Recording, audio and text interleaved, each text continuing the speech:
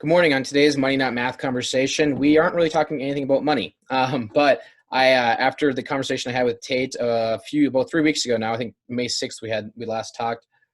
We enjoyed the conversation so much, and there was so many more things to dive into that we just felt like we had to have a follow-up conversation, and hopefully for everyone who takes the time to listen and join us, you get value out of it. So thanks again, Tate, for coming back for another follow-up Money Not Math, which really it's more about your business and exercise, but I title it Money Not Math conversation. Well, thank you, Drew. And I mean, you talk about the wealth of health, like it all factors in. So you could relate. That's a good one. I like that. Wealth of health. That's good. Good. So basically, and I'll include the link for anyone who didn't see our first conversation. But the first conversation we had on May 6th was mostly focused on why you do what you do, how you do it, and what you do from a CrossFit Great North perspective in your business. And a lot of it was on the physical, advantages of being healthy, right? How to be healthy, exercising, things like that. And I believe, and it won't be the whole thing, but I believe a lot of our conversation today is going to be a follow-up on that, but also another perspective of how physical exercise and being physically healthy also impacts our mental health. Does that sound about right to you? Certainly. Perfect. So the first question, and it might be the most important, but I rewatched our video from May 6th today because I wanted to just make sure we weren't redundant and wanted to remind myself, and it's amazing how much value I got out of watching it again. But the first question I have for you was, in the beginning, we talked about all the different critters you have. I had to ask, what is your favorite critter or animal that you own? Oh, that's a good question. From a utilitarian standpoint, the chickens, because they give me eggs, and I eat a lot of eggs. They're a staple in my in my diet. As far as just straight up, I really love our dog. She's just a little sweetheart. She's part collie, part yellow lab. So just a happy, smart, super chill dog. We get to go running every morning, and she chases the chickens around the yards and all that stuff. But yeah, we used to have a little pony that was, my wife had gotten it from a coworker, a friend of hers, and it was just this wonderful little horse, but she died of colic a couple of years ago. So, I'm sorry to hear that. My son was very, very sad about that. I bet. Yeah, and that's where the circle of life conversation comes into play, right? So, yes, very much so. Then he goes and tells all his friends, "Oh, well, my horse died, my one sheep died, and Belle killed this one chicken," and and his friends were like, "Oh my gosh." Different. Isn't the brutal honesty of children and elderly people absolutely hilarious? And wonderful at the same time. Yes. Absolutely.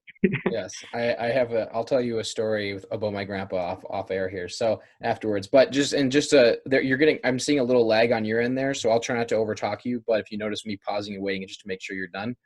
Okay, sure. But I thought something really cool. We just had Memorial Day. And I didn't serve in the military, but I'm absolutely thankful for all those who did and have sacrificed the ultimate sacrifice for our freedoms. I think freedom of our lives is one of the most important, if not the most important value or opportunity we have. Can you tell us a little bit about the Memorial Day event that you invited me to, and then you hosted with your business I don't know if it's business related, but just personally on Monday? Yeah, absolutely. So every Memorial Day, CrossFits and whatever else around the world, military personnel, whatever, they do a workout called Murph, and it's specifically in memory of Lieutenant Michael Murphy, who was a SEAL that was killed in action in Afghanistan. If you ever saw the movie Lone Survivor, he was the guy that went out and exposed himself to get their air support, their coordinates, right? So very much gave his life to save, the rest of them. And so his favorite workout was a little workout where he put on his body armor or 20-pound vest or whatever, and he ran a mile, and then he did 100 pull-ups and 200 push-ups and 300 squats, and then he ran another mile. And so that kind of has become this sort of traditional Memorial Day workout to honor the fallen. And so on Monday, we we put that together here. So, obviously we haven't been able to be in the gym here. This is my gym.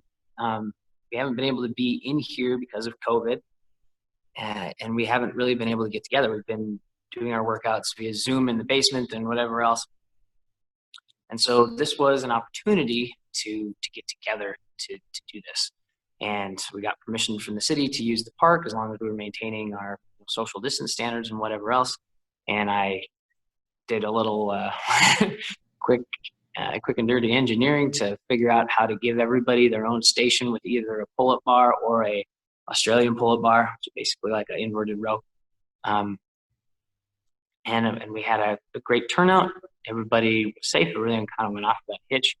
And at the beginning, we always read something or talk about just how important that sacrifice is to our freedom and to our country and to us as individuals. And I had read a excerpt that I had found from a friend of mine who was in the service. Very, very powerful. We play the Star Spangled Banner, and then we go and we hit it. Now, of course, everybody doesn't do exactly the same thing. You modify it according to your ability, and it's just a way to use your effort to kind of pay homage and to honor the fallen. So it was a wonderful, wonderful thing, and wonderful to get back together and see everybody again. Absolutely. Yeah, that's a really awesome idea. I appreciate you inviting me. Sorry I couldn't make it. And I will admit, I probably would need a modified track. I'm a pretty active person, but to say endurance was not my strong suit at the current moment. So you said that every year that CrossFit communities do that. How many years have you personally been hosting that event? Since my first year. So that would be 5 years. This was my 5th year. Okay. So cool. Very cool. So, it's interesting how you touched on the emotional side of just seeing people. I keep kind of jokingly correcting people about the social distancing. It's really physical distancing, because I think interaction with human beings, I don't think humans are really built to be isolated. So, Nope. it's definitely an awesome thing. I know my dad and I, been able to golf a few times, and it's just great to see people in person, following the standards and things like that. But so, in our last conversation, obviously CrossFit's your bread and butter when it comes to business. And, you talk a lot about you helping people who aren't on the ultimate they're not trying to be just like the ultimate strong person, but just trying to feel better. But outside of just organized workouts, what are some of your favorite ways to get exercise that you'd recommend to people who they want to be healthy, but they don't really feel like they need the structured, I'm getting ripped exercises within their life? Absolutely. So I think that the most important and the easiest way for people to maintain their health and fitness is through routines, because really it's those little things that you do every day. It's the consistency over time. That's where the real money is, so to speak, right? If you do a hard work, say you don't do any workouts at all and you do Murph, and that's all you do for the rest of the year, you had a really hard workout, but that didn't do much to change your health by itself. It's all the little things that happen throughout the day. And so making sure that you have some basic principles that you're operating from, as far as nutrition, as far as sleep, as far as where your mindset is, your interactions with other people, and your movement throughout the day.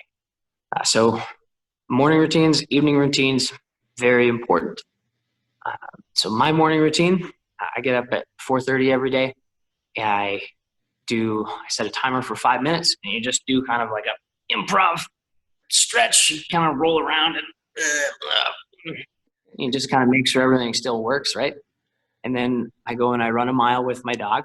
It doesn't have to be a fast mile. It doesn't have to be, you don't have to, like if you're going to have a routine, it doesn't have to be a mile. You go for a walk around the block. You just kind of get things moving. And that can grow from wherever you're at. Some days I feel like ripping it and I'll run a fast mile, and other days, I need to kind of back off a little bit. And that's totally fine. point is that you go and do that thing every day. You're done with that, have my big glass of water, got a little decaf coffee with some cream, sit down and read, give my brain some good stuff. And then I, clean up and get ready for my workouts or whatever else I'm doing in the gym. But inside of that little, half hour, 45-minute window, I got up early, which is a good thing to get used to because it gives you that time, right? I stretched out, so I was able to go into different ranges of motion than I normally use throughout the day. If you don't use it, you lose it. So you got to make sure and get into those positions. I got my heart rate up. I went for a run. It doesn't have to be a run, doesn't have to be a walk. Maybe you want to do some push-ups and squats and sit-ups. Maybe you want to, do a yoga. There's a million different things that we can do. Go for a bike ride, right? Point is, you're getting some activity and you're getting some quality movement in. And then, like I say, get back. We're going to handle some of our nutritional needs for the day. I got some water. Sometimes depending on how it is, I'll have a light breakfast or whatever. And then start feeding your brain. So you get these little routines that make you feel good and set your day up for a win. And then it makes it so you want to keep doing that routine, right? And over time, like after a month, like you look at how much you've accomplished and it hasn't really affected the rest of your day at all. It's massive. And so figuring out how to set up those routines, like that's really where the low hanging fruit is for people. Now, so many people don't want to get up early. I hear that a lot. And a big part of it is because our sleep is really damaged a lot due to just the way this modern world works. We don't really work that. Our system doesn't really jive that great with the way we wind up living our life. And so figuring out some evening routines that help you sleep better, improve the quality of your sleep, makes it way easier to get up earlier. So it all kind of piggybacks on top of each other. And then that sleep allows you to learn faster, allows you to recover. It changes the way all your insides work. It's a total game changer. Your ability to digest food goes through the roof when you sleep better, because that's where digestion is supposed to happen, right? So setting up a routine to make sure that you're ready to sleep is another great way to just kind of put it all together. So you have a morning routine, an evening routine, and then the stuff that happens in the middle, maybe you get some kind of workout in, maybe not. But those routines are what's going to help move that life forward, keep you going the way that you want to go. It's a little longer answer than I was meaning to be, but if I was going to pick the one thing, just pick out some routines. No, it's really helpful. Honestly, when I asked the question, I was expecting you to come up with like specific exercises, but when you think about it and you lay it out that way, it really comes down to the routine, regardless of what's within it, right? And the consistency around it. If I heard you right, at least. And I remember one time I read something like it takes 30 days to build a routine, but only like 3 to lose it. So just that consistency in life of, living the way you want to live, and no one can tell you how you should live, but if you want to be healthier, then keep that in mind. So that's really interesting when you think about that. In our last conversation, I kind of touched on in the beginning, we focused a lot on the benefits of the physical benefits of exercising, right? I mean, whether it's feeling better. I know you gave the example of the lady whose back was all messed up, and then she got to the point where she could do squats and walk upstairs without issue. The shoulder issues. There's all these different physical advantages to exercise and in being active. But on the other side of it, can you touch a little bit more, or a lot more, however much you want? Can you touch more on the mental benefits side, mental health, mental benefits of being physically active and exercising? Certainly. So that's a huge rabbit hole, and there's a lot there. Like we have an incredibly complex system, and so our system is very much dependent on how we are handling these external pressures, the internal pressures we're dealing with all the time. And so if you're looking at mental health, you're looking at what sort of, so the impact of your physical health on your mental health. One of the big things that people talk about is when they start working out, their confidence goes up, right? And that's a very simple thing to see. Like you're doing work and you're reaping a reward at the end. Maybe you look better, maybe you feel better, maybe you start to understand what you're actually capable of, right? I think in the last one we talked about how it's competence that builds confidence. And so you teach your body that you are more capable, and it's going to respond by saying, we can handle these situations. Okay? So a shortcut to confidence, which is something where like, I can't just look in the mirror and say, I am more confident. I am more confident. I am the most confident person ever. Like you can fake it so much, but you can't BS yourself, you know, like your body knows, your system knows. And so when you start proving it and you change this perspective of your system on yourself, that's where it really comes in. And so if we look at that system and we say, the system is really trying to keep our butts alive, what it's trying to do is it's trying to look at what's going on around us and make a prediction about what's going to happen. So it's trying to tell the future, basically, so that we can be prepared for it, so we can survive it. If you're not, it's the surprises that get you, right? So when it makes a judgment call about what's going to happen, you know, bad, good, whatever, it's trying to figure it out and be more and more accurate in the way it makes those predictions. Because the more accurately it can make those predictions, the less surprises there are. Okay? Now, when we're not prepared for something, that's where anxiety comes in. Right? If you have a big, you know, meeting coming up, or you have to do something, you just don't feel ready for it. A big life event coming up, a big expense maybe, and you're not ready for that financially. Like that's where anxiety comes in. And so anxiety is there for a reason. People say, oh, I need to get rid of this anxiety. But the reason the anxiety is there is because it's trying to get you to take action to be prepared for that problem. Okay, so you know, some people when they take action by working out, it helps just kind of chill the system out so you can reset and look at it with clear eyes. The way you handle that stress within the workout makes a big difference in how you handle stress in the rest of your life. If you have your head on straight in a workout, you can be attacking the workout, right? Or the workout can be intimidating. And the way that you take that workout is going to dramatically change the way your nervous system interprets that pressure. Well, I'm getting in the weeds here. I'm sorry. No, that's okay. I like the information. Well, it is. And it's important to understand how this stuff kind of fits together. So where anxiety is concerned, it's your system trying to drive you to take action to get prepared for this situation, right? So that we can survive whatever it is that is coming at us. So when we're exercising, we can practice for these events. Like your body doesn't necessarily understand the difference between a bear trying to attack you or a meeting with your boss that is, you know, maybe not so good.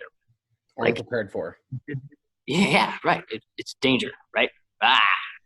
So, so when you have this stressor, this thing that you have to come against, the way that you've taught your body how to respond to this stress is what you're going to default to. Okay. So if you think fight or flight, right? If you tend to get all angry and posture up and really stand up for yourself and stuff like that, that's going to be your default mode. If you are more submissive, you try to avoid this thing, you try to get away from it, that's going to be your default. In your workout, you can actually train yourself to be more on the assertive side. Because the workout is essentially, we're providing you with a virtual simulated bear, right? This is a hunt, ideally. If we're hunting, we're in fight mode and we're trying to win. This is a challenge that we've come up against. This is stress, but we're looking at it as a challenge and we're trying to win this challenge. We're trying to overcome this situation. If we're looking at this as a threat, so two people can look at the same workout completely different. If this workout is like, oh, I don't want to be here, I don't want to do this, and you approach the workout with that mentality, and you're just getting through it, you're just enduring it, you're like suffering through it. Now you're kind of teaching yourself that when there's a stressor, you should be in flight because that's the solution. Right? Exactly. That's really what flight is. It's, I don't want to be in this situation. I need to extricate myself, right? So working out is a great way to simulate these situations so that you can prime your system to be prepared to deal with stress in this manner. Okay, so then we go back to anxiety. We've got this thing that we need to take action against in order to be prepared for this situation. Well, part of that solution might be taking action in an uncomfortable situation, right? To initiate a hard conversation, whatever it may be. If you have practiced like dealing with stress in that assertive, proactive way, you're going to be much more likely to actually be able to do that, right? So if you start looking at working out not so much as just like losing weight and getting a little stronger or whatever, and you think about it as this is how I prepare this human machine, this incredible machine that we have to do life, right? It completely changes the way it hits you. Like I think I said in another one, like this body is like 200,000 years old, right? That's how long this thing has been in existence. And the environment that it evolved in was crazy. Like you want to talk about danger? Like we're dodging cave bears and hunting woolly mammoths and doing all, rival tribes. There's all kinds of stuff going on. And we were built to survive that. You look at what we have today, it's very different. The enemies that we have are not nearly as cut and dry, and they're not nearly as lethal, but our system still thinks that they are. And so understanding that and making sure that our body is confident that we're prepared to handle the situation coming at us, that's where the real value is in working out, in exercising, in being healthy. Because the better that system works, the better it's going to be able to serve you. Right. And the more freedom you have to do the things you want to do, right? And that's kind of the big message we talked about last time. I loved what you said earlier in that explanation. There's no such thing as false confidence, right? In my mind, I related that. My dad taught me that many years ago when it came to sports, but just applying that to our own personal lives too.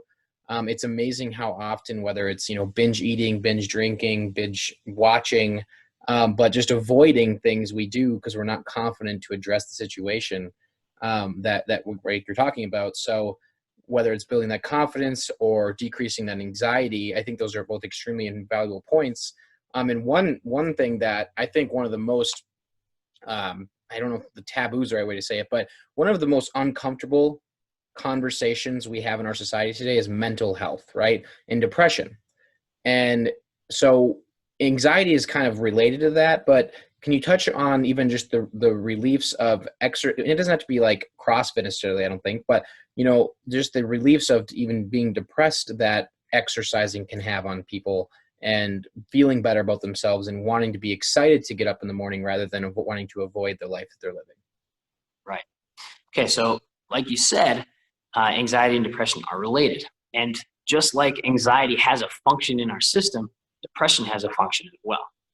So where anxiety is trying to get us to take action to solve a problem, depression is trying to get us to freeze up, right? So if we think about the two ways over here, we're talking about solving a problem, the fight or flight.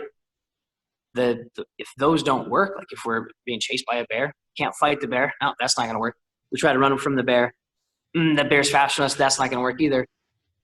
The next thing that your body has, the next thing that your system has is to play dead, right? And so that's to get down on the floor, hide yourself, and don't move. And that's where depression comes in. Because if you're anxious about a problem and that problem doesn't get solved, and so that action that it's trying to get you to take doesn't solve the problem, it's going to flip you over and say that what we're doing isn't working to get away from this bear. We need to play dead. And so that's why you are paralyzed by your thoughts. You want to hide under the covers, shut yourself away from everybody and everything, and not move. Like, depression is absolutely paralyzing from top to bottom. It's an awful, awful thing. But if we look at it as it having a function, then you can kind of understand the rules of operation within your body, and you can start to unpack it and figure out how to get past it, right? So if we go back to our nervous system as trying to make a prediction about what's going to happen, the first thing it has to decide is whether we're safe or unsafe, okay? And depending on that distinction, it's going to put us in a different sort of mental state to handle the situation. So if it thinks that we're safe, we can be relaxed, hanging out, talking. If it thinks that we are, there's something that we have to deal with, maybe that's where we get into fight mode and we're going to deal with this challenge. If, however, we say this is a threat and we are not safe, now we're shifting down towards flight. Now we're shifting down towards playing dead or freeze mode, right? So if you're stuck in anxiety, pushing you towards flight, or you're switching back and forth between anxiety and depression, right? Both of those are under the safe line. Both of those happen when you're feeling unsafe. So one of the most important things that you can do to help combat that is to try to tell your system that you're actually safe. There is no bear, right? You are not actually in any danger. And so a lot of ways that people do that, a lot of the exercises out there are breathing exercises. Okay. So if you think about why that is, let's do a couple of these things, right?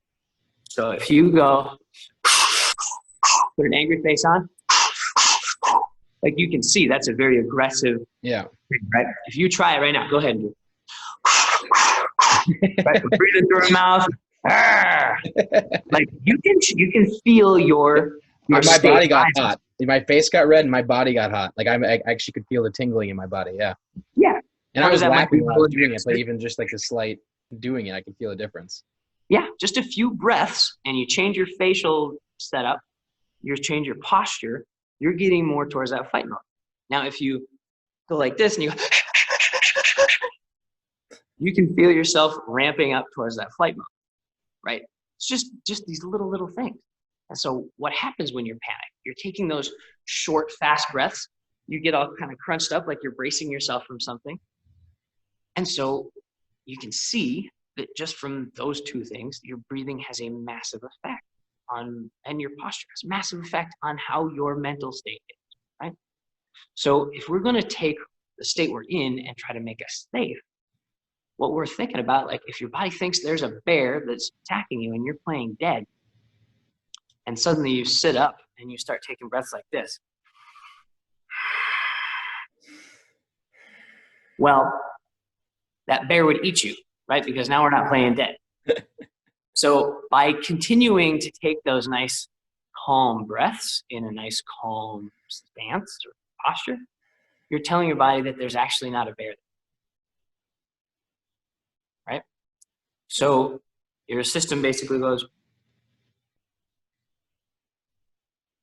I guess we're okay, right? Yeah. And so if you can do that, it's not going to fix the problem. You still have to address what was driving you there in the first place, but it can get you out of that vicious cycle. It can get you to a safe place where you can better assess the situation and actually take action to fix the problem. So breathing exercises are a fantastic. Talk about a routine. This is one you can put it anytime, but specifically in the evening, you think about dropping that state down. That's going to help you sleep. So if you want to practice getting yourself into a safe, just kind of chilled out state before you go to bed, this is going to significantly help you get to sleep. Okay, there's other things that you can do with that too, but that again is a good habit to get into.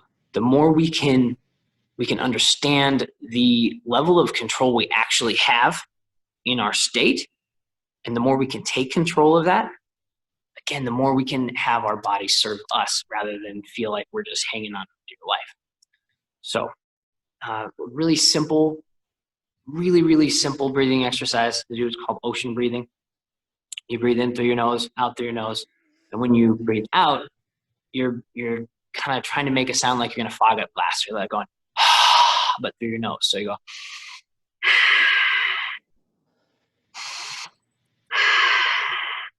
nice big breaths. So when you do that, you set a timer for 2 minutes. And you say, the only thing I'm going to worry about right now is just breathing. I'm going to close my eyes, get it nice, relaxed as I can get, nice and comfortable. Just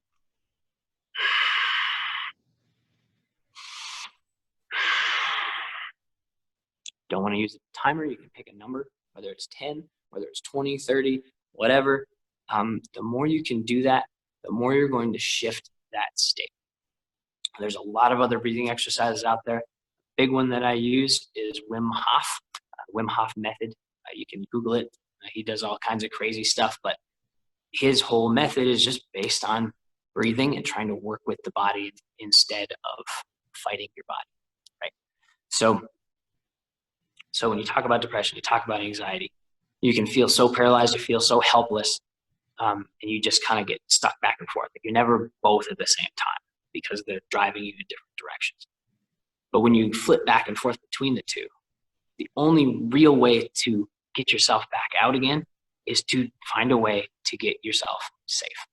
Some other things that can help, like breathing is huge, but forcing yourself to leave your room, call somebody on the phone. Being social, that helps calm you down too, right? You can go for a walk, movement, changing your environment, that helps too. Because if your system thinks this environment that we're in is unsafe, and you take yourself out of that environment and you add people to it that you know and love, those are other signals that can tell your system that you're safe, right? So all of those things are difficult to do when you're in the middle of an episode. But again, the more you can practice those things, the more you understand how to use those tools, the more they're going to be there for you when you need them. Yeah, it makes complete sense. It's funny. So one thing I love about this conversation is when you talk about the fight, flight, I won't go into the depression necessarily, but it's funny that you actually were able to create a real life situation, because admittedly I've done like 70 plus money, not math conversations, and I'm comfortable talking in front of people now. But when you challenged me to like make the faces, I will admit I got a little like, oh crap, am I going to be embarrassed, or like, what are people going to think about me? But what does it matter? Right. So it's funny how my mind did a quick evaluation of, am I going to lean into this, or am I going to run from this? Like, what's my response going to be? So it's really interesting how easy it is for someone to get in that situation. But like you said, whether it's the exercising or the breathing, but the more often you do it, the easier it is to lean into it rather than run from it.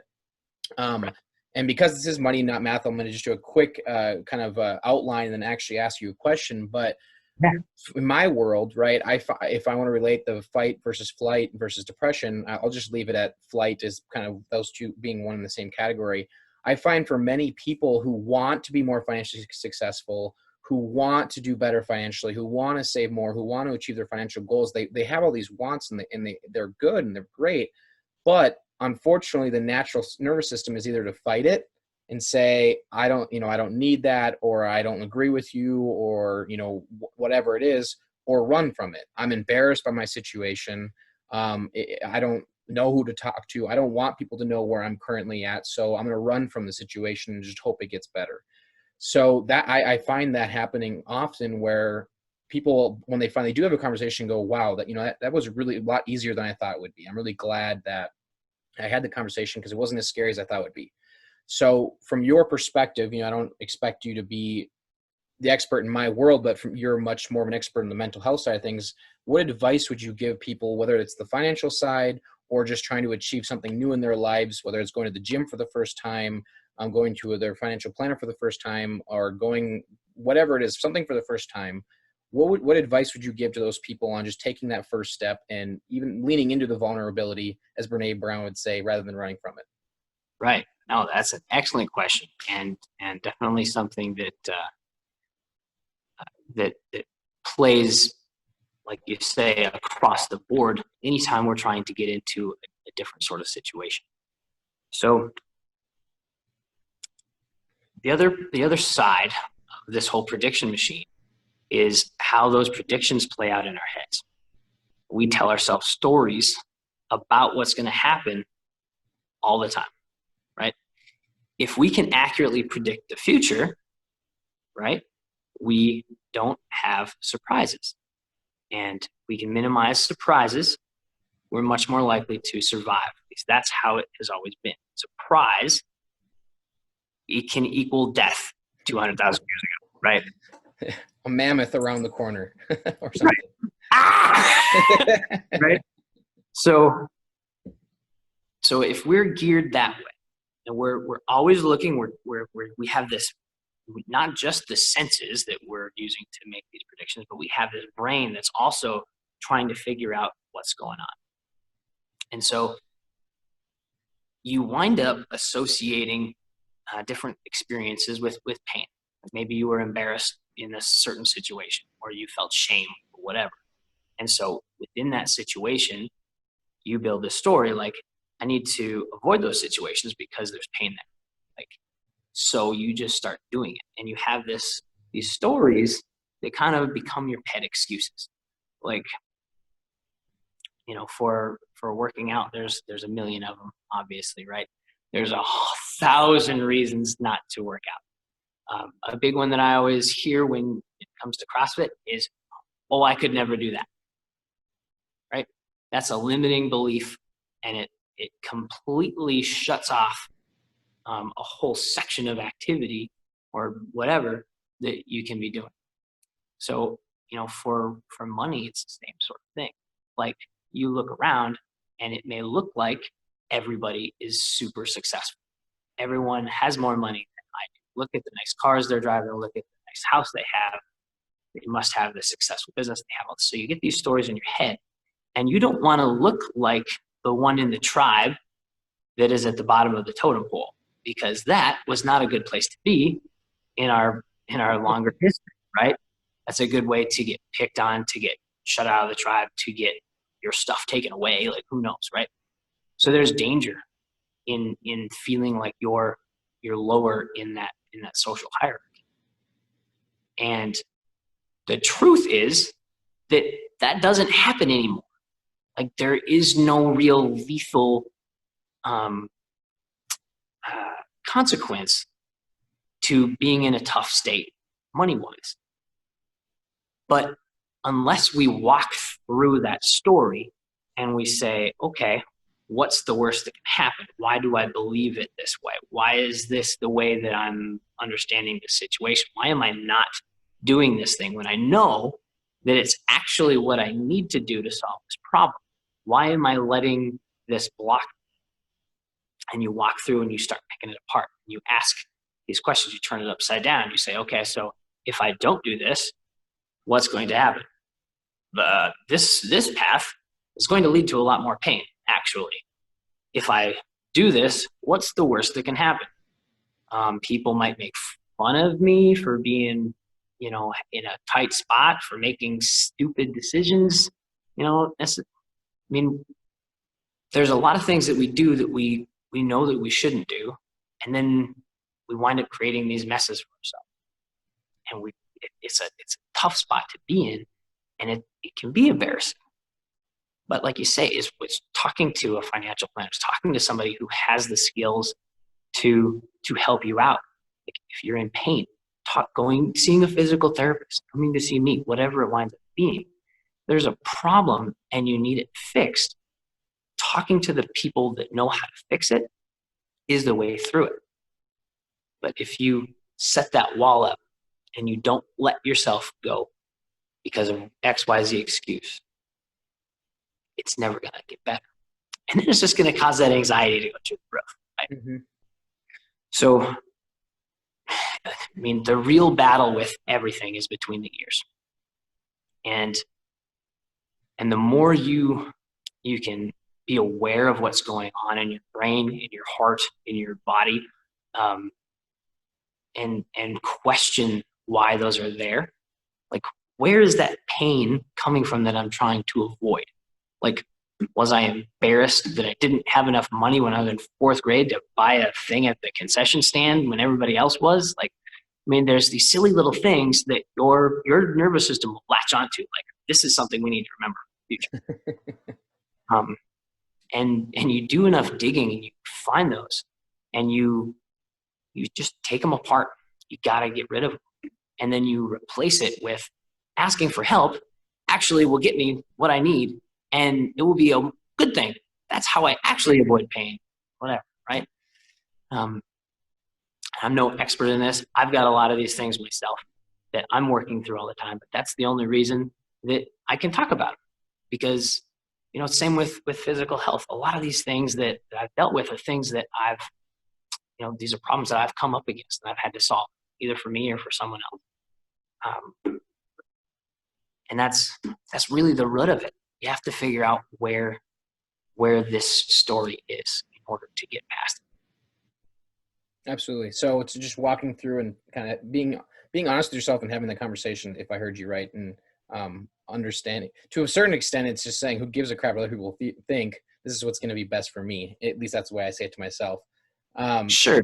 So in going back a little ways, you mentioned the relation. So when you're talking about getting, if you're feeling anxiety or depression, like, talk to people, have conversations. I know in the past, I think you mentioned it briefly in our last conversation, the blue zones, right?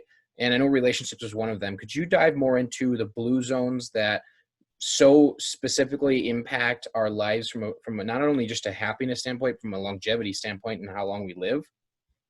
Certainly. Okay, so when they talk about blue zones, these are the places in the world that have the highest percentage of people that live to be over 100, right? These incredibly long-lived societies. And there's a few of them out there, right? Yeah, and they find that there are common denominators. The 5 common denominators that they generally wind up seeing, their relationships, the depth of their relationships is massively important. Their mindset, like, they're not stressed out about stuff. If you talk about being safe or unsafe, these people have got the whole safe thing figured out. Like, we're going to be fine. But you talk about like cortisol and all the stress and all this stuff, like, get rid of it. That is killing you. That is way more dangerous than whatever you're stressing. Really. So your relationship, your mindset, all that, they sleep, right? They actually let their body do the important work of restoring itself and maintaining their body. Their nutrition, they may come as a shock, but they don't eat the standard American diet. Now, there's a huge array of different sort of cuisines out there. You talk about, they have this much protein and this much carb and this much fat. That doesn't really matter that much. We are omnivores. We can survive on boot leather for months, right? Like, we are like the ultimate survivors. We are so good at surviving and stuff. Okay. But the problem comes when we have a bunch of junk that's available to us that totally derails our system. That's where the standard American diet, that's where all the sugar and all this other crazy stuff that we're putting in our body that never existed 100 years ago. It tastes good. I know, right? It does. And, those people in the blue zones, it's not like they weren't drinking wine or smoking, right? Or having sugar when they could get it. But generally speaking, This is a much lower calorie diet. They're not eating to the point where they're stuffed all the time. They're not eating more than they need to do what they need to do with their life, right? I mean, we say, oh yeah, food is fuel. Okay, if food is fuel, then why are we continuing to fill our gas tank when we're not driving? Right? Or filling our gas tank with sugar when the car runs on gasoline. That too. Yeah. So the nutrition side is massively important, but it doesn't have to be that complicated. Like, you want to make nutrition complex, it's easy to do. You Google what's the best I'm sorry, but you're gonna get a million bajillion results.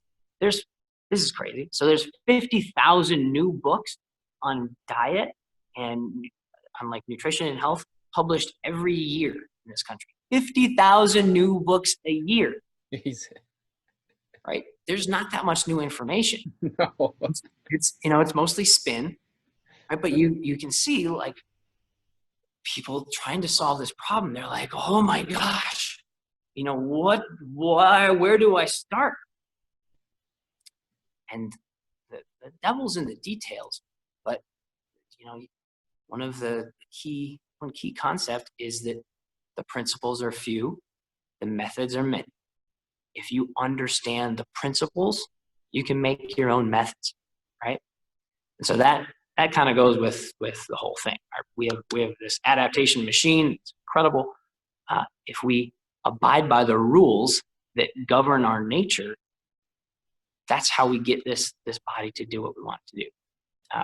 There's a great quote along that line that really kind of sums that up.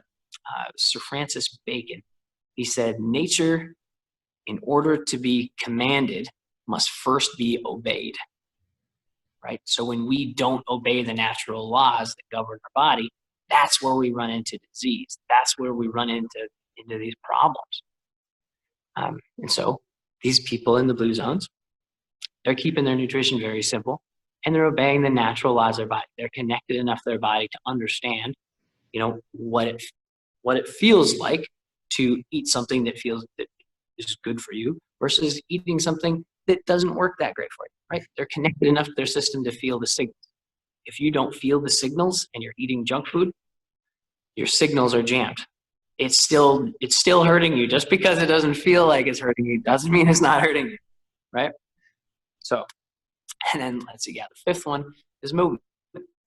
These people are not, some of them are extremely active. You find societies that are running all the time, all over the place, not necessarily like sprinting stress wise, but that's just how they get around, right? These people on average are walking like 9 miles a day, just doing their daily thing. Wow. And so like they're active, they're moving. It's not necessarily anything super crazy, but they're fit to the task and they're bopping around, and they're just having a good time going to visit their buddies and have some wine and eat a little bit of this and a little bit of that. They don't worry about it. That's the key, right? And so many of us are like, there's an old story where guy's taking a vacation, and he goes down to the seaside and sees this little fisherman, and this guy's kind of a hot shot business guy.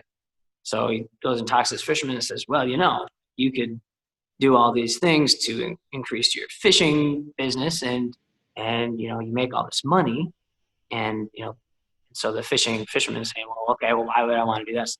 And essentially, it goes through this whole big process. Well, then you could relax on the beach whenever you want. And the fisherman's like, dude, what do you think I'm doing right now? Fishing. I'm relaxing. Yeah, I'm good. Yeah. So this sort of perspective around our lives, and like on the one side, yes, we want to be able to achieve something. We want to be able to create impact. But if we kill ourselves in the process, we're kind of losing sight of the aim in the first place. So anyway, that's kind of where the quick kind of summary of what that whole blue zone study is all about. It's it's very counter to our modern life here in America, really. And I think there's a lot of lessons that we can take from that, just in terms of simplifying things. And really, this whole quarantine situation, it kind of forced us to slow down. And there's a lot of really rough, tough things that are coming out of this, and so I'm not trying to bring it down or whatever. But if there's any sort of silver lining at all, it's that we get people to stop and take a look at what's happening, and reevaluate the things that are important and how they want to structure their life. One, this caught a lot of people unprepared. Talk about surprises that are lethal. Like this is one of those things that were, it's been tough, really tough to say the least, for a lot of businesses, for a lot of people. And it really exposes a lot of the gaps that we've been allowing within our system. And so, some lessons that we can learn from that is that we can one, try to make our businesses more stable to be able to weather storms like this, to make our family life more stable, to be able to weather storms like this, to be able to actually be home and be present with our wives and children, or whatever, like to be more connected to people. Like it's really easy to take it for granted that you can just go meet up with a friend for coffee anytime you want. Well, now we know what it's like when you can't. Yep. So there's a lot there that if we take a step back and we look at it, this is a huge opportunity for us to really restructure our lives, and model it in a way that is actually going to get us closer to what we want now. And Absolutely. just go hang out on the beach. Yeah, no, absolutely. So to make sure I heard you, all five of them. So the blue zones, it was movement. No, I just wrote, because obviously recap's important, make sure I heard you right. But movement, mentality, right? Your mental kind of outlook on life, Yep. mindset. Yeah, that, and then relationships, nutrition, and sleep. Yes, sir. Right. All right. So it's amazing when you think about like how when you kept talking, the more and more thing that kept popping in my head was the fact that the United States of America, as far as I'm aware, has the most advanced medical system in the world. And yet for the first time, I think ever, our actual life expectancy went down the last couple of years, because how many people are moving? How many people are get actual fuel in their bodies versus not fuel? I like the analogy you use. Why are you putting fuel in a car that's not running? And it's just, and I'm not trying to shame anyone. I'm not trying to make anyone feel bad that watches this, but it's making me reevaluate like how many things are we doing for ourselves versus doing because we think we're supposed to because everyone else is doing it. Right. And it's an interesting concept that I think it's only and on that, we're also seeing depression skyrocket. We're seeing, obesity skyrocket. We're seeing a lot of these things that are somewhat preventable go up, and yet we have the most advanced medical system in the world. And right. I'm not going to get an argument about it right now, but I don't think it helps that for quite a long time, the solution to everything was here's a pill, and here's a pill for that pill, when really we might have just been better off going for a 30-minute walk every day. Right. But I'll get off my kind of high horse of responding there. We talked about, as far as actionable items that people that take the time to watch this and watch this conversation can take or listen. So you talked about building routines, right? Regardless of what's in the routine, just have a routine, morning and night, and hopefully exercise is part of the routine. But breathing exercises. So those are the two I can think off the top of my head. So what other actionable items would you recommend to people to take away from this that they can implement in their own lives to just feel better, be better, and be happier, and moving forward? Right. So one of the biggest, I think the most important thing that we talked about is just that awareness and having the courage to question what's going on. and just really understanding that in order for this whole system to work, we got to understand what's going on up here. We got to understand what's going on here. We got to understand what's going on with the rest of this thing. And your body, it's got a lot of signals that it's trying to tell you stuff, right? Probably the biggest signal that we feel right now is just a sugar craving, right? That's that's the biggest thing people probably feel. And again, not saying that in a shame sort of a fashion, like that's real life. But there's so much else that's going on, and the more we give our body some space to create those signals and listen to those signals and act on those signals, the more we can get everything working together. Now, the one other thing I did want to hit on before we closed was another actionable thing was posture. Now, posture is not a sexy topic by any means, right? Nobody's like, oh man, I heard this guy, he was going to talk about posture. I can't wait. I've never heard anybody say that before. But when it comes to just pain, that's really at the root of most of it, right? When people come in my door with pain, the first thing that I'm helping them to do is try to figure out how to line those bones back up and reteach your body how to hold itself in a position that doesn't result in pain. Okay, so a big part of where that pain's coming from is you've got muscles that are kind of holding our bones together, right?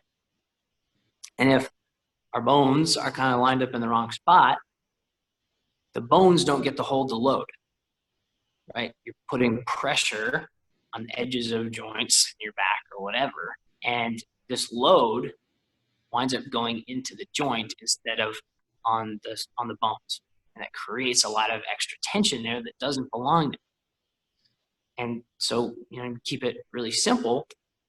You just figure out how to get rid of that tension, rebalance the tension across those joints, get it so that it's comfortable to be in a neutral position, how we say it, in a good postural position. That's really where you want to be in order to get rid of that pain.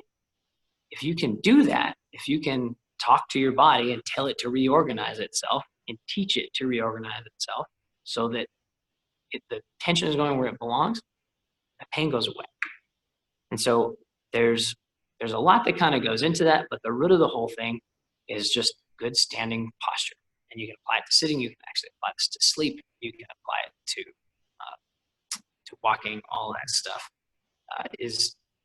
it all plays. But essentially what you're doing, you say, my bones are the load-bearing structure, and it's supposed to hold my load vertically, right? Because I'm fighting gravity.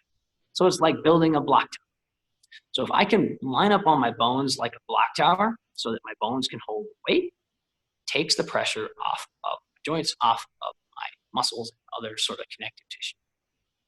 So the process that we use to kind of get ourselves lined up, we call it neutral spine.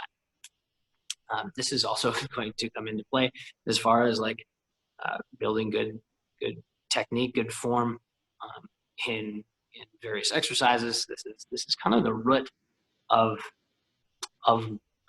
movement. Position and tension. Those are the two things that you need in order to create a safe. I'm going to walk through neutral spine really quick. If you want to stand up and do it, Drew, you sure can. But for anybody watching, this is where you get to stand up, and we're going to just walk you through this little sequence. We're going to line up your bones. So I did it once with you, but I'll do it again. Perfect. This is a very deceptively simple exercise, but man, does it make a huge difference if you can get this up. All right, so I got my feet. They're about hip width. They're pointed straight ahead. It's like my car tires. I don't want my car tires pointed out like this, right? I want my wheels pointed straight ahead. So, got that. Next, I'm going to shift my weight back onto my heels and unlock my knees. Now, my knees aren't bent, but if you lock them straight and then just unlock them so they're soft, that's the idea. So my weight's back on my heels, knees are soft. And I go to my hips. you think about what's going on with your hips, your back and everything up here sitting on top of your hips. So if your hips are tilted, either forward or backward, all this stuff is going to be out of alignment, right? Most of the time, because we sit a lot, our hips are going to be tilted forward. So what I want to do is I want to just try to figure out where the lever is. So if that's the case, I'm going to squeeze my butt, kind of rock my hips back. You want to think about the extreme, you can think like Steve Urkel, right? I don't know if anybody ever remembers Steve Urkel. Maybe anyway, we want to get those hips rocked back so that they're level. If you're wearing a belt, let's think like the belt is level with the ground. If you're imagining your hips like a big coffee cup, I'm not spilling any coffee, right? So just getting lined up on our bones of our legs and getting your hips leveled out, that changes the way all this stuff feels down below, right? And then so for Can I ask a question before we move on? Is it normal that I feel like I'm like flexing my leg muscles to stand this way because I don't normally stand this way? Okay, so when you say leg muscles, are you talking the front of your thighs or are you using like around my knees? Yeah. So I'm like forward, not like this, you know? So if you think about your muscles like rubber bands and you start pulling back on your hips, it's going to lengthen the muscles in the front of your thighs, right? And if those muscles are really tight, they're going to really try to resist that. It's like pulling on a rubber band that's already tight. Ideally, we can be in this position. We can have our hips level and our quads, the front of our thighs, are completely relaxed. So if they're not, if you can't get them to let go, then you know that there's some excess tension, right? A good way to think about it is you can make your kneecaps dance while you're standing there. So if you can flex your thigh on and off, then you know that they're off, right? But if they're locked up tight and the kneecaps don't move, then you know that your thighs are on. It's kind of a funny little exercise, but that's I guess if you're looking for a standard that you're trying to hit, you want to get those hips nice and light, and then you want to be able to dance those kneecaps. If you were going to work on it, say your kneecaps were locked up, if you simply pivot at the hip and create some slack here, or even sit back against a wall or whatever, and then try and turn your quads on and off so your kneecaps dance. Much easier. Right.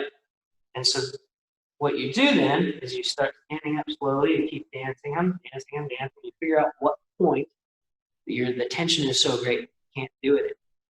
And that's kind of the edge. So then you get to kind of work on that edge and try and relax, something to kind of play. So good question.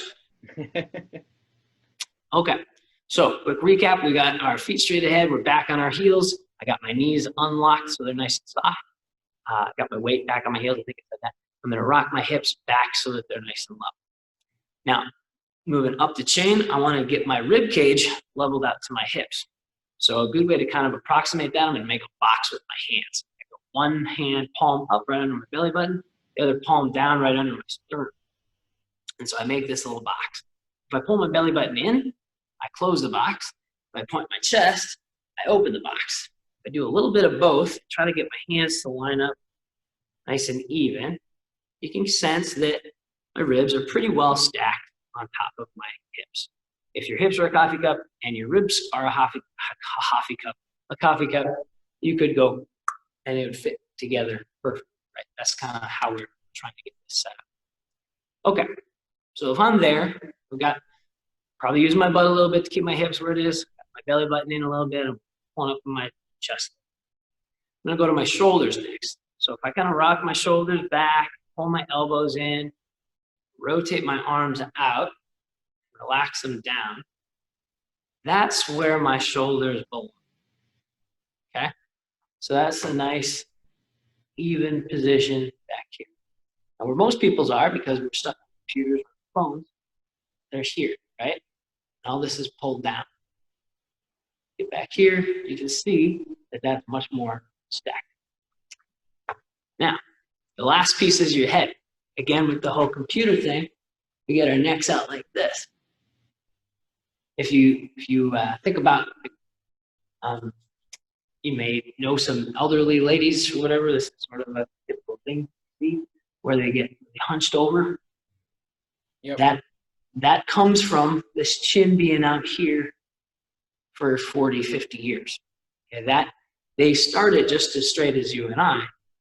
And when this comes forward, their body has to adapt to that leverage on their neck. Okay, so you want to avoid having that hump on the back of your neck. You want to avoid that whole problem. This is where we need to be. So I'm going to take my chin, I'm going to pull it straight back so my ears are even with my shoulders. At first, it may feel like making a big, like a double. Your chin has to disappear into your neck, but that's because the bones of your neck have been reorganized so that they're straight out like this, right? And so you're actually running into all this stuff in front of your neck. The more you get those bones to reorganize where they belong, restore that curve in your neck, like you can go way back and you're not going to have that double chin effect. Okay, so that's something that, like, if you're feeling that, like, it does go away. When I first started working with my posture, like, my chin disappeared into my neck. I was like, oh my gosh, what is going on? But you see, your body learns. Body's always trying to adapt. Now, with that whole posture thing, the more discomfort you feel, like, that's where those tense spots are. Like, you can feel like it's tight here. So you know that this tight. We need to open this stuff up, stretch this out so that feels natural. If my neck doesn't feel right, I need to teach my neck to go where it belongs, right? Your body wants to be there, but the big thing, like, is it's trying to adapt to the situations that it is dealing with all the time. If you're always in this position, it says, well, we need to get better at this position, right? So the more you can take control of those positions and use this position instead, the more your body is going to respond and it's going to rebalance itself. Like I said, this is a major part of how I help people get out of pain. It seems too simple, but that's really where the power is. You get your body back to where it functions properly and it works properly. That's kind of the thing. Wow. So as far as habit or routine or something actionable that go with this is where you put this into your day. If you have a timer or something that goes off every half hour, just a little trigger. Every time I get up to go get water or go to the bathroom, you get into this neutral spine position. You don't have to hold it all day or whatever, but if you stay there for a minute or two and then you go about your business and you lose it, fine. But then that trigger comes around again and you go right back into it. The more you can attach it to a trigger, the more time you can spend in that position during the day, the more that body's going to change. If you can do this for like a minute, 10 times a day for a week, this feels different. Wow. Right? That's awesome. So, absolutely. For anyone who's still with us, I absolutely appreciate it. We're over an hour and I've been into it the whole time, but hopefully everyone else is too. If I can stand up in front of the camera and embarrass myself by making faces with Tate and fixing my posture, which is clearly messed up because my knees are tight and my shoulders and neck are way forward from sitting on my computer all the time, you can too. So before we do need to get going. I know I got to get going. I'm sure, Tate, you got stuff to do. Is there anything else that you feel like we didn't cover yet that you just got to get out there for anyone who's still with us today and has found value from this conversation? I'm mentally like putting my head back because I just realized like my head's way forward. Good. It comes back to awareness and trying to work with your body rather than just buying into the things that we do in our daily life that work against our body. The more you can identify those things and scale them back, pivot them to things that work with you, the more this thing is the more your body's going to be able to serve you and allow you to do the things that you want to do. The one other actionable thing is go outside. Go outside, go outside, go outside, go outside, and go outside. Get outside as much as you can. All right? That's what we're built for. We didn't come down living in houses and sleeping in beds, right? Like, we're not built for that. I'm not saying you have to ditch your house and ditch your bed, but the more you can expose yourself to the elements, the more you can let yourself be uncomfortable for a little while, get some sunshine, go for a walk in the rain. Just because it's raining doesn't mean you can't go outside. Just because it's snowing or cold or hot doesn't mean you can't go outside. If your air conditioning is broken, it's okay. We didn't have it for 200,000 years. All right. We're going to be fine. Like, we have to take a step back and understand that we are built for a way harsher environment. It's okay to be uncomfortable. In fact, that's how you learn. So. Credit to you, by the way. Until you did the posture, I didn't realize you were standing this entire time. I actually thought you were sitting because you were so still. So I have one short question, and then we'll wrap it up. Sure. So, and when I was in college, one of my good friends, he was a gymnast, and as in my opinion, gymnasts, their like weight to strength ratio is probably above and beyond anyone else. He said that laying on your back flat on the floor, like at least once a week, is, I think something like this was like extremely good for you because it aligns your back. So are pillows like a huge scam? Because to me, it's like pushing your head forward, and you're not actually aligning yourself. Yes. So, so when you talk about being in other positions other than standing and where neutral spine comes in, that all plays too. So if you are sleeping in a position where you're in a soft bed and you're sunk like this, and you've got 3 pillows under your head, you are practicing this position for 6, 8 hours or however long you're sleeping, right? Just because you're not aware of it doesn't mean your body's still not adapting, right? So the position that you sleep in matters. Now, sleeping in a bed, on your back or whatever, on your side, even on your stomach, as long as you can get closer to that neutral position, that's fine. But again, we were built to sleep on the rocks, on the ground, okay? Like, and you know, I really like to sleep on the floor without a pillow. And if you can't sleep on the floor without a pillow, one, it's probably because you're out of alignment. And 2, it's, so if you've ever gone camping, like the first few nights, like you're really sore when you wake up because your bones wind up being in different positions that they're not used to being in. Yep. Right? That's a good thing. Like, you're actually practicing movement, these small movements, while you're sleeping. You think back to, again, like cavemen or whatever. We don't all have to be cavemen, but we can learn a lot from cavemen, right? Or from the things that they had to go through. It's not that we're not built to sleep in one position for 8 hours and not move and be in this pillow of comfort where you can't even feel the world around you. Your nervous system is still on. It's still trying to sense what's going on around it. And so if suddenly everything's soft and it can't feel any real pressure, it actually makes it harder for your nervous system to calibrate what's happening, because it takes that sort of it takes some sort of pressure to calibrate that system. So just like if you're standing on one foot, if you're all over the place, your system is trying to figure out where that center of gravity is so that it can keep you upright. And the more you practice that, the better you're calibrated, and the more you can stand there and not move, right? So there's a lot of different systems in our body that need calibrating. Our internal thermostat, we keep our lives at 72 degrees. We're not built for that, but if it gets to be 76 degrees or 67 degrees, we're too cold or too hot, and we have to change it. Like, that's a problem with that system, right? That's an uncomfortable thing. Going back to sleeping. Sorry, this is getting long, but it's important.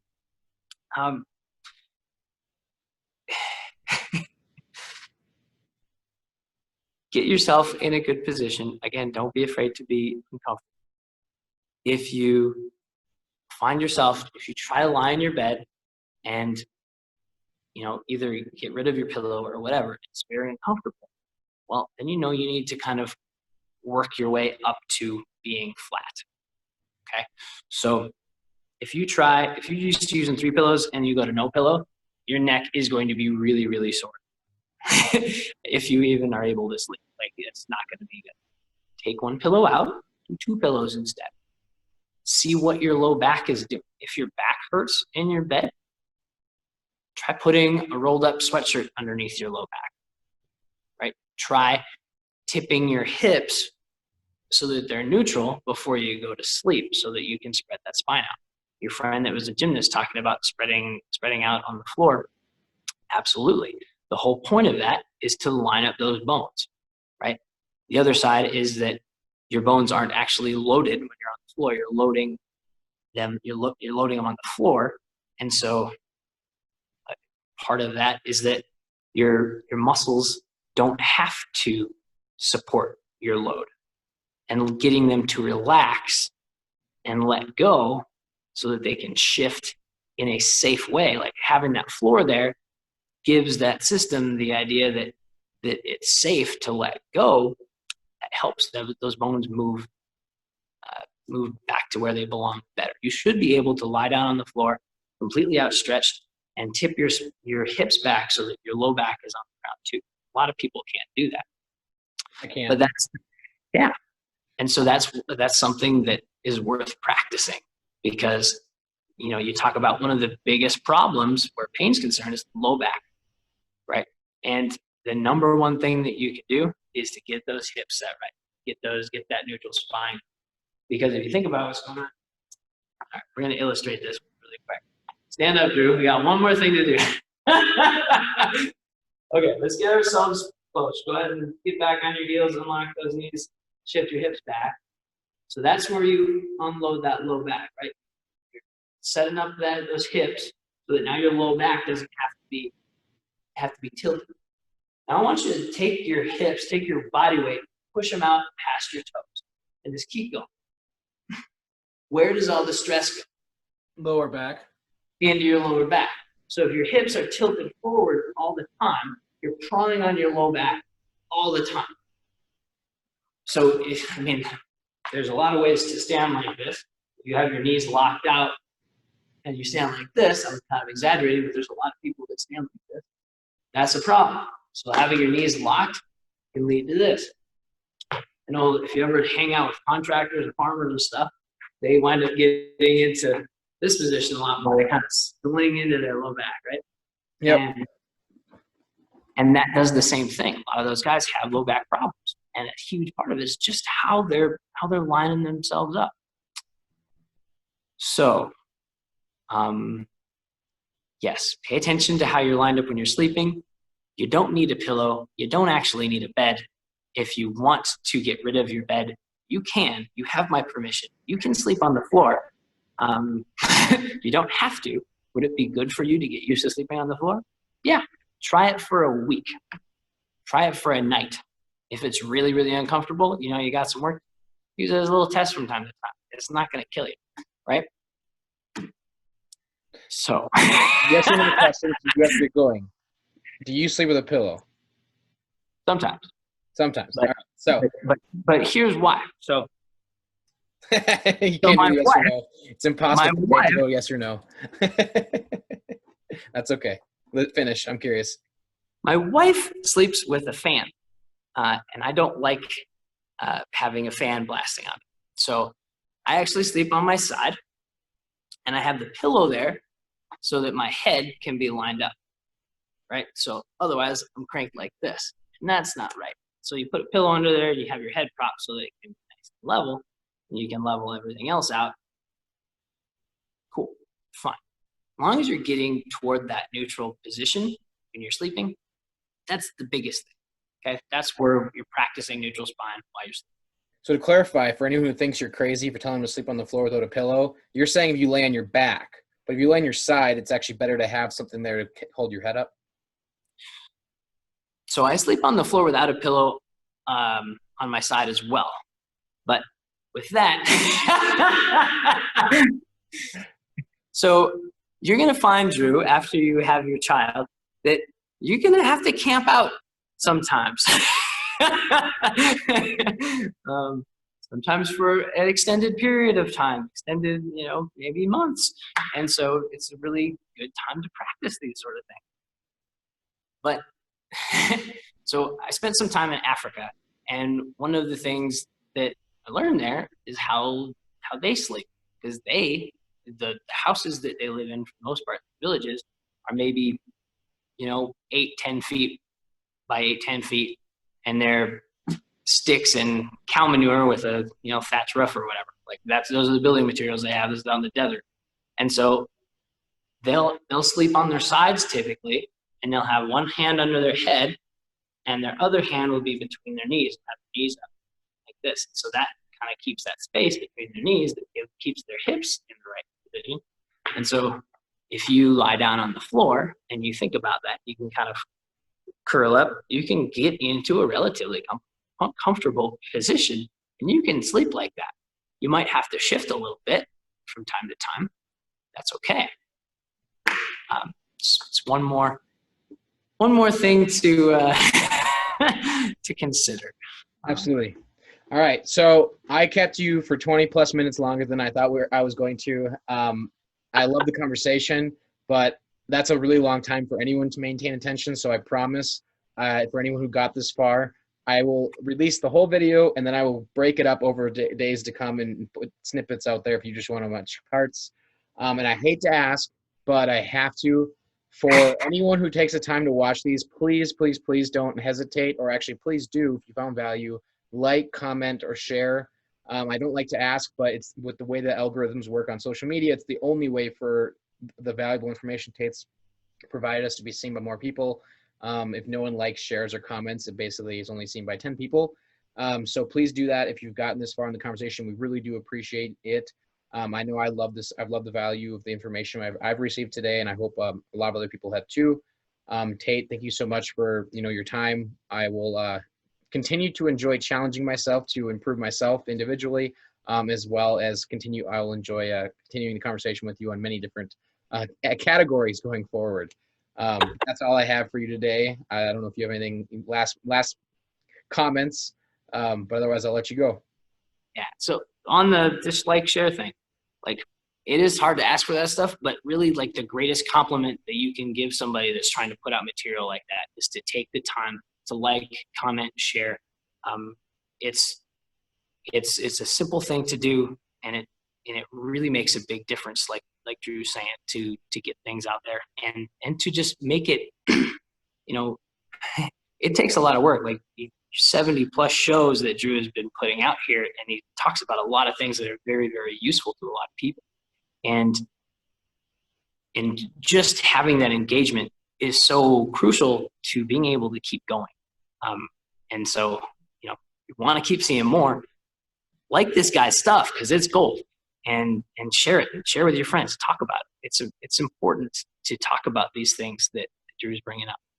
So thank you, Drew. It was a pleasure as always to hang out, and looking forward to chatting again with you. Absolutely, Tate. Thanks a bunch. I hope you have a great rest of your day. You too, brother. Bye.